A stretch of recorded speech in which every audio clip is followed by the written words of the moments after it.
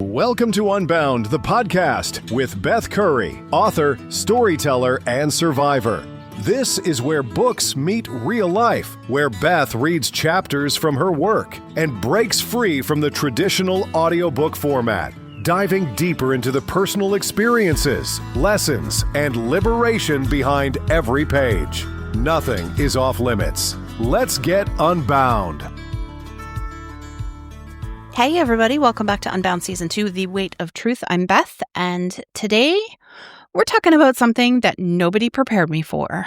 The complete identity crisis that comes with dramatic physical transformation. This is Chapter 11 in the book, The Mirror Moment. Nobody prepared me for the mind fuck of not recognizing myself in the mirror. For most of my life, I had avoided mirrors like they were cursed objects. I'd brush my teeth looking at my toothbrush, not my reflection. I'd fix my hair by feel, not by sight. I'd walk quickly past store windows and reflective surfaces because catching a glimpse of my body felt like getting punched in the gut. Hard. I thought the mirror was my enemy. I thought it was the source of my shame and self-hatred. I thought that once I lost weight, mirrors would finally become my friend. I was wrong. Again. The day I came home from the follow-up appointment for my first plastic surgery, about a week after the procedure, was the first time I really looked at myself in a full-length mirror in years. My surgeon had removed the excess skin from my stomach and lifted my breasts so they didn't hang down to my belly button anymore. I stood there, staring at the stranger in the mirror. For the first time since I could remember, I had a flat stomach, an actual waist, breasts that were where breasts were supposed to be. I looked normal. I looked like a person who might shop in regular stores and fit in airplane seats and not calculate whether chairs would hold me before sitting down. I should have been ecstatic. I should have been crying tears of joy. I should have been celebrating this incredible transformation. Instead, I felt completely lost. Who was this person in the mirror? Where was the woman I had known for almost 40 years? How was I supposed to exist in the world as someone I didn't recognize? The mindfuck got even worse when I realized that while my upper body looked transformed, my lower body was still covered in excess skin from my arms to my legs. So I was simultaneously looking at someone who looked nothing like me and someone who still carried visible evidence of where I'd been. I felt like I was living in someone else's body, like I had borrowed someone else's life for the day, like I was playing dress up in a costume that happened to be attached to me permanently. One of the things that nobody talks about when it comes to significant weight loss, losing weight doesn't just change how you look. It changes who you are, and becoming someone new is terrifying even when it's exactly what you wanted. The déjà vu during this period was pretty chaotic. The fact, I looked completely different in the mirror. My thought, I don't know who this person is, I don't know how to be her. How that made me feel, anxious, disconnected, like I was floating outside my own life. My actions, I avoided mirrors again, but for different reasons. I felt awkward in my new body. I didn't know how to dress it, or move in it, or present it to the world. I tried. I openly shared on social media and with friends, but I was a total mess. The result, instead of celebrating my transformation, I felt alienated from my own life. This identity crisis lasted for months. I had spent so many years being the fat friend, the funny fat girl, the woman who was grateful for any attention because at least someone was being nice to the fat lady. That identity was toxic and limiting, but it was also familiar. It was all I knew how to be. Now I was what? Who was I if I wasn't the fat girl? What was my personality if it wasn't built around making people comfortable with my size? How was I supposed to interact with the world as someone who no longer had to apologize for taking up space? It sounds crazy, but part of me missed being big. Not because I enjoyed being as big as I was, that was miserable, but because being fat was an identity I understood. I knew how to be fat. I knew the rules, the social dynamics, the survival strategies. I knew how to navigate the world in that body. This new body came with no instruction manual. People treated me differently, and I didn't know how to handle it. Strangers were friendlier, salespeople were more helpful, men paid attention to me in ways they never had before. I got better service at restaurants, better treatment from medical professionals, more respect in professional settings. This should have been great news. This should have been validation that I had made the right choice. Instead, it was infuriating proof of how fucked up the world is. The same personality, the same intelligence, the same kindness, the same humor, but now I was worthy of basic human decency because I took up less space? The mirror became a daily reminder of this bizarre parallel universe I was now living in. Every day I had to look at this stranger and figure out how to be her. But slowly something shifted. Instead of trying to recognize myself in the mirror, I started trying to recognize the mirror in myself. Instead of looking for the old me in this new body, I started looking for the new me in this new life. I started paying attention to what hadn't changed. My values, my sense of humor, my intelligence, my capacity for love, my determination, my ability to help other people. I started focusing on the parts of my identity that had nothing to do with my size. And I started building a new relationship with this person in the mirror, not based on what she looked like, but based on what she had accomplished. This was the person who had chosen life over death. This was the person who had done this hard work of getting uncomfortable. This was the person who had run a marathon. This was the person who had faced her food addiction and learned to manage it. The mirror stopped being about appearance and started being about achievement. I also had to grieve the old me. As toxic as that identity was, it was still a loss. I had to mourn the woman who had carried 400 pounds, not because I missed being that size, but because she was part of my story. She was the one who'd survived adolescent trauma, who had endured years of discrimination, who had found ways to be funny and kind and valuable, even when the world told her she wasn't worth basic respect. She deserved to be honored, not erased. The mirror moment taught me that transformation isn't just about changing your body. It's about integrating all the versions of yourself into one coherent identity. It's about taking the best parts of who you were and combining them with the best parts of who you're becoming. It taught me that you can love your progress and grieve your past at the same time. You can be grateful for your transformation and still feel weird about it. You can celebrate how far you've come and still feel sad about where you started. Most importantly, it taught me that the person in the mirror isn't your enemy or your friend. She's just information. She's evidence of choices you've made, work you've done, life you've lived. She's not your identity. She's just the container your identity lives in. And that container, whatever size it is, whatever shape it's in, whatever scars it carries, is worthy of respect. Not because of how it looks, but because of what it's survived and what it's accomplished. The mirror moment isn't about learning to love how you look. It's about learning to recognize who you are, regardless of what package that person comes in. And whoever that person is, she's been there all along, waiting for you to see her. Real talk questions. Who are you if you're not defined by your weight? This is scary territory for people who have built their entire identity around being the fat friend, the funny fat person, the grateful fat person. If your size changed dramatically, what parts of your personality would remain? Those are the real you. What parts of your current identity are you afraid to lose? Sometimes we stay stuck because we're afraid that changing our bodies means losing parts of ourselves we actually like. Be honest, what are you afraid would disappear if you lost weight? How do you want people to see you versus how do you think they see you now? The gap between these two things often keeps us trapped. We think we need to lose weight to be worthy of respect, but we also resent the idea that our worth is tied to our size. Both things can be true. Identity integration exercise. Make 2 lists. List 1, parts of my identity that have nothing to do with my weight. Examples: sense of humor, intelligence, kindness, work ethic, creativity, loyalty, parenting skills, professional abilities, hobbies, values, relationships. List 2, parts of my identity that I think are tied to my weight. Examples: being the funny one, being grateful for attention, being the helper, being non-threatening, being invisible in certain situations. Now look at list 2 and ask, which of these do I actually want to keep and which am I holding on to because I'm afraid of who I'd be without them? Mirror relationship reset. For 1 week, change how you interact with mirrors. Day 1 to 2, look in the mirror and say one thing you're grateful your body can do. Not how it looks, what it does. Day 3 to 4, look in the mirror and acknowledge one hard thing you've survived. This body survived trauma, difficulty, challenge. You decide.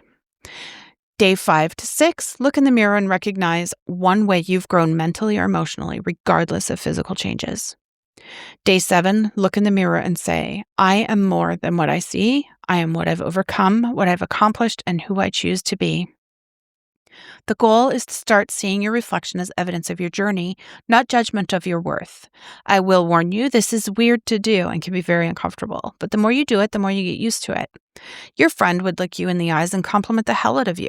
Be that friend to yourself. You'll also be amazed at how much better you treat yourself when you're looking in your own eyes and speaking kindly instead of talking shit. Future self visualization. Close your eyes and imagine yourself at your goal weight or health level. How do you carry yourself? What do you wear?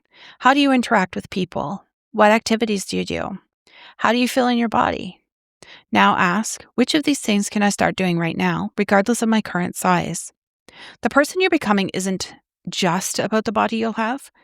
She's about the confidence, the energy, the presence, the choices you make. Start being her now. Truth bomb. The mirror moment isn't about learning to love your reflection. It's about learning to recognize yourself as more than your reflection. You are not your body. You live in your body. And whoever you are, whatever you've survived, however you've grown, that person deserves to be seen and honored. The stranger in the mirror isn't a stranger. She is all the versions of yourself that have ever existed, integrated into who you are today. Stop looking for the old you or the future you. Start seeing the current you, all of her, not just the parts you can see. She's been waiting to be recognized, not just seen, recognized for everything she is, everything she survived, everything she's capable of becoming. So that moment standing in front of the mirror after my first plastic surgery, staring at this basically new body, should have been one of the happiest moments of my life. And you know what? It kind of was, like, not the happiest moment of my life, but like it was bittersweet, I guess, but at the same time, I had this full-blown identity crisis, right? All my life, I was the fat girl. That was my identity entirely. And that was how I understood myself and how I navigated the world. And, I was the smart fat girl, and I was funny, and I was grateful. I was thankful for any scrap of attention or kindness because at least someone was being nice to me, right? And that's pretty sad. But that identity was toxic, and it was limiting, and it was built on shame and fear and a lifetime of being told I wasn't good enough or assuming I wasn't good enough because that's how people made me feel without saying it. But it was also familiar, right? It was all I knew how to be my whole life. Like that's who I was. And suddenly I'm looking at the stranger. I didn't even recognize myself either. Like really, really trippy mind fuck for sure. And the deja vu pattern during that time was chaotic because, I didn't even know what thoughts to think because I'd never lived in that position before. My thought, it wasn't, I'm so happy or I'm so proud. It was, I don't know who this person is and I don't know how to be her. That's really sad. It made me anxious and disconnected, and I felt like I wasn't me, and it led me to these places of avoiding mirrors again and not really being proud of myself for what I had accomplished up to that point. And I did. I missed being big, like not the physical misery of it, but the part that I knew, like the life that I knew, like that's what I knew, and it was gone, and I was like, whoa. And the way that people treated me differently, that was the most infuriating part, that everyone was friendlier and I was getting more compliments and attention from complete strangers. But I was still the same person. So like, why? Why? I mean, I know why. We all know why. But it's just gross. It's gross. The reality check about how the world works was almost harder to swallow than any of the physical challenges of weight loss. But, like I said, slowly I started to shift my perspective and started to recognize, the new parts, the new me. Keeping in mind that what was on the inside was still there and it absolutely mattered. The mirror was now more about, my achievements instead of my appearance. It stopped being about what I looked like and started being what I had accomplished. And grieving the old me.